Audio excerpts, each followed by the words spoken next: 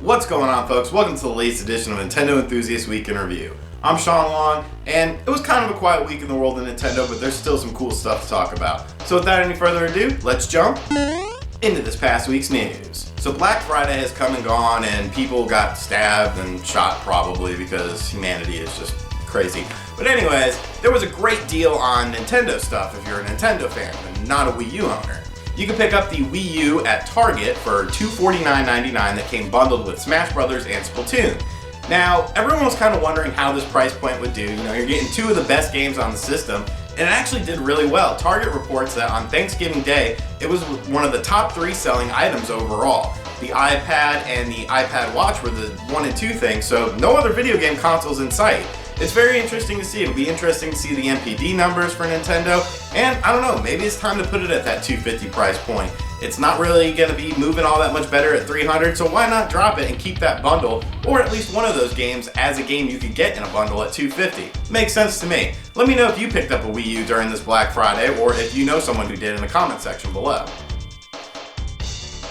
So we all know The Legend of Zelda Twilight Princess HD is coming to the Wii U, but what we don't know is kind of what the control scheme is going to be like. Is it going to be with the GameCube, which was just, Gamepad, or is it going to be motion controls like the Wii had?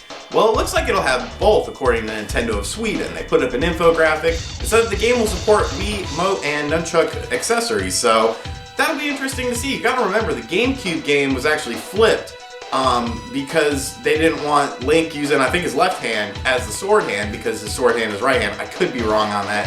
Still very early in the morning for me. Cut me a little slack. But anyways, so it'll be very interesting to see if they're going to flip the game again because of the motion controls or just kind of leave it as be. I don't think the average Zelda fan will really care about that.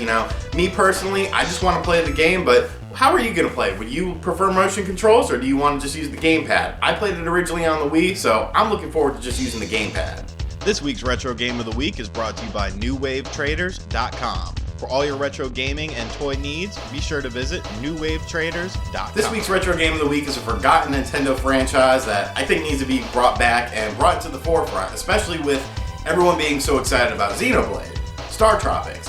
Awesome RPG adventure, kind of like The Legend of Zelda, but it's a super fun game. It's very playable today. There's a sequel on the NES as well, and these games are dirt cheap. So if you're not a Star Tropics fan or you haven't picked up Star Tropics, pick it up, check it out, trust me, you'll enjoy it. If you're an anti-Black Friday person, that's okay. There's tons of cyber deals going on right now in the eShop. I have it pulled up here. Just want to give you guys a couple examples. You can get the Legend of Zelda Wind Waker HD for $35. You can get Donkey Kong Country Tropical Freeze for the same price on the Wii U. There are lots of eShop games on here.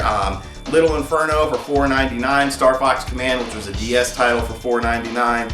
And, there's a lot of good stuff on here. You can really rack up some good deals. Rayman Legends is only $19.99. So if you want to avoid the crowds, make sure you check out the digital eShop sales going on right now. There's a lot of great stuff. And finally, we have something very interesting coming out of Nintendo of Japan, where you can buy Gamepads on their own now, refurbished from Nintendo of Japan. Now, they are region locked, but this is pretty interesting to me because why all of a sudden now are you selling additional gamepads? You remember initially it was teased that the Wii U would be able to use 2 gamepads at once. That never came to be, probably because of cost issues. But why all of a sudden now would you be offering gamepads to be sold on their own? Will Nintendo of America follow suit? Is this something to do with potentially interacting with the NX? Is the NX going to use gamepads? I don't know. It could just be, that they're trying to, people break gamepads and drop them and whatnot, so they're trying to fill a need for that.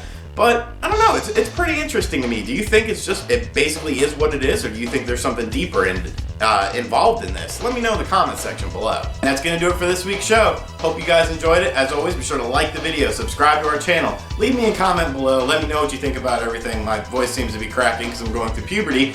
And I'll see you guys next week. Make sure you check out Class vs. Crash tomorrow night. Should be an excellent episode. And if you haven't, check out my retro channel. I'm doing a giveaway that ends on December 1st. You still have plenty of time to enter, so make sure you check that out. I always comment in the comment section below with the name of that channel, so make sure you check me out over there. I'll see you guys next week. Later.